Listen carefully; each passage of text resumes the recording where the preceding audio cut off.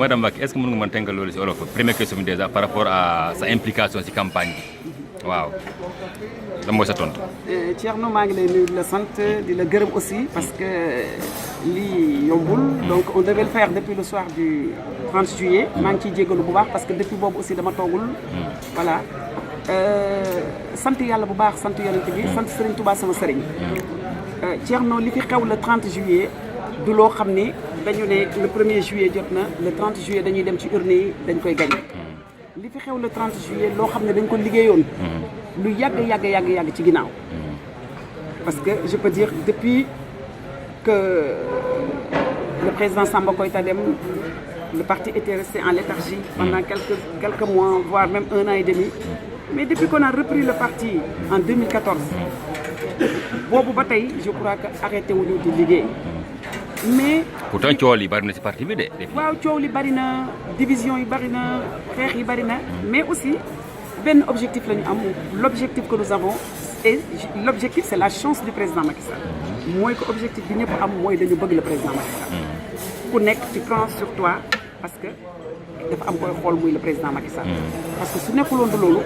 su nekkul woon ne le président Macky Sall moo nekk nii nit ku nekk ñuy wax nit ku nekk am na koo koy rusee kon je crois que parti bi dem na en lambeau bu yàgg. explosé na bu yàgg parce que am na lu bari lu fi xew.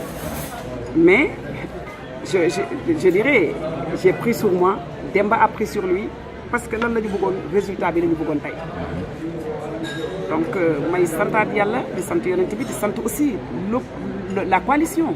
parce que depuis ñu arrivé au pouvoir ba tey ñu ngi travailler ak la coalition. mais la coalition Benno Bokk Yaakaar ñu ngi leen gën a impliqué ci liggéey bi depuis référendum. ñuy liggéey ak ñun ñu egsi ñëw ñoom ils n'ont fait que réciter la leçon. La leçon c'est quoi? Le président Macky Sall moo nekk le président de Benno au Sénégal donc le coordinateur de l'APR en France de fait mooy le coordinateur de Benno.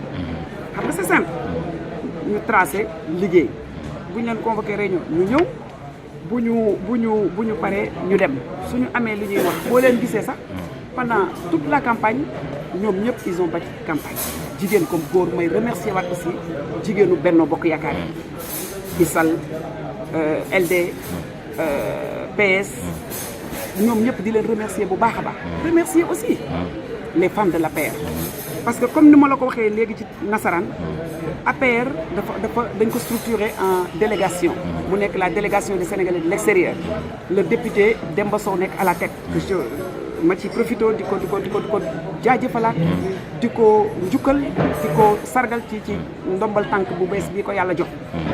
Pourquoi? Parce que Demba est un fédérateur. Demba dana bàyyi lu bari mu jàll sëgg bàyyi lu bari mu jàll et puis Demba APR la jàngee politique. Quand je dis fi la jàngee politique il a eu à adhérer dans des partis. mais ni mu activé woon nii ci APR la ko defee. lu nekk gis na ko. daa mel ni yow Demba rek moo la taxoon jox ci campagne bi wala. non Demba tax na ma jóg d'une part. mais aussi la coalition Benno tax na ma jóg. xam nga lu tax Demba tax ma jóg. parce que Demba a été là pendant tout le temps que j'avais besoin de lui. Demba man maa ko indi ci APR. le 8 octobre. quand je dis que le 8 octobre pour man c'est une date fantôme. c'est une date boo xam ne bëgguma ko. le 8 octobre le président Macky demoon au Sénat Abdoulaye Wade à l'Élysée le 8 octobre fa la lépp commencé. donc nag boobu le 8 octobre mu recevoir bi au musée de l'Homme boobu la waxoon ne dinaa tàllal loxo le président de l'Assemblée nationale. bi problème yi amee au 1er décembre de la même année Demba ñëw adhéré APR. Demba nekkatul ku ma lay présenter mais dernièrement gis nga yi fi xew yëpp il y avait eu des clivages il y avait eu de la dissidence il y avait eu du n'importe quoi si je puisse me permettre.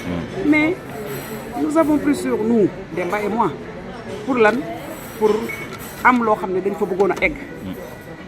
te boobu Demba xamul ne il serait investi ou pas mais comme dañu doon liggéey pour une cause moom mu nekk kilifa ñu teg ko à la tête de la délégation mu yilif ñëpp cadres yi jeunes yi femmes yi man su ma amee lu may wax ci bureau politique balaa koy waxee.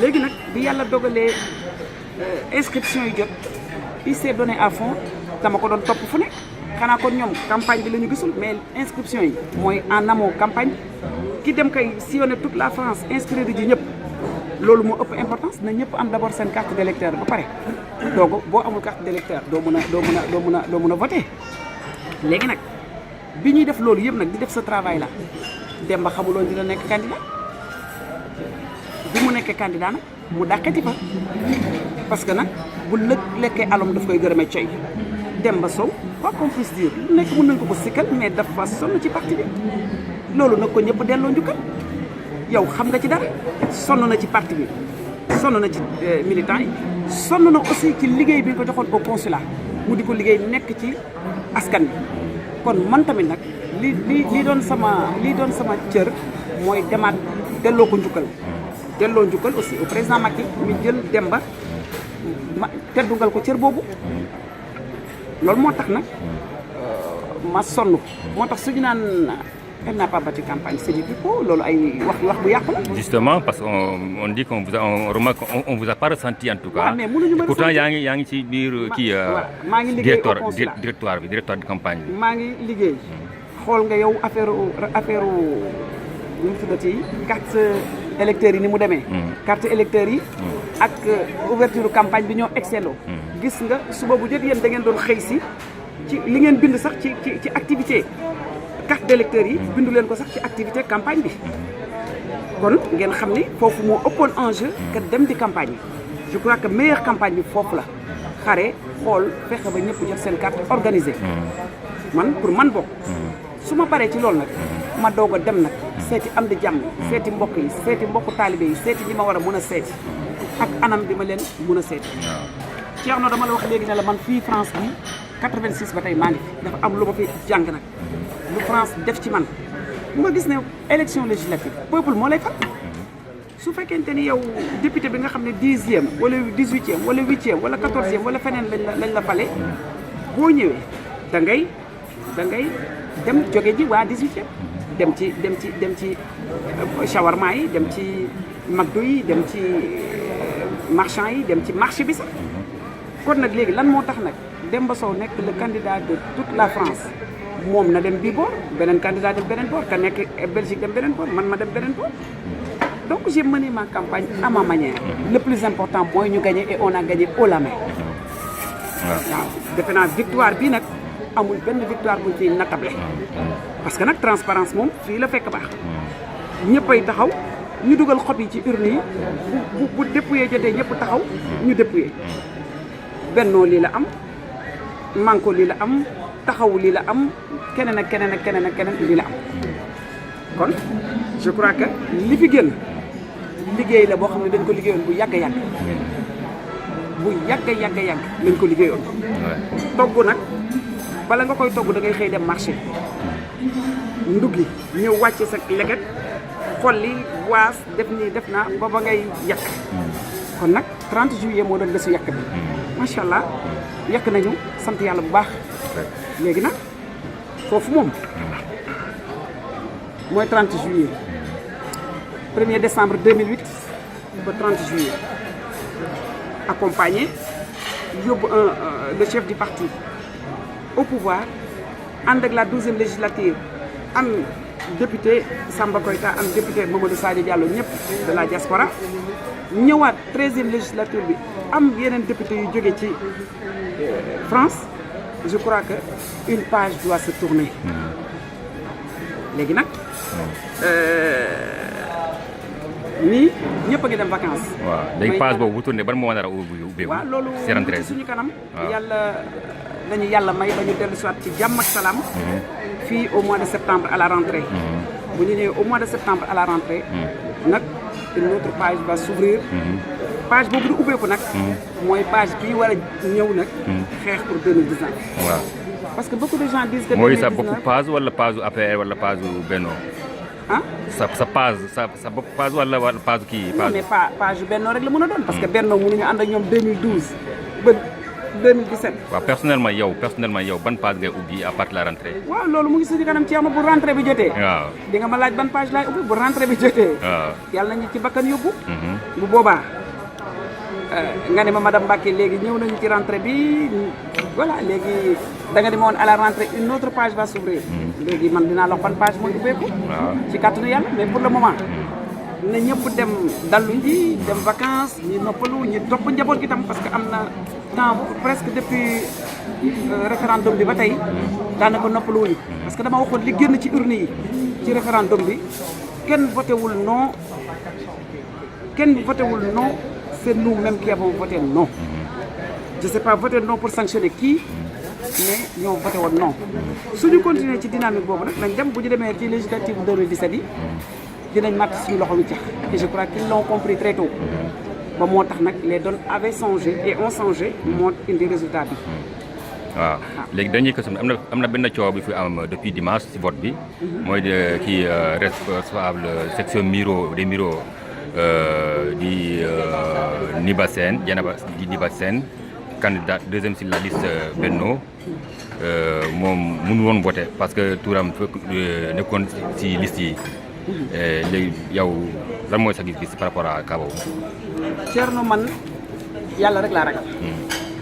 yàlla suñu borom bi rek laa ragal. damay wax sama akulaay taala.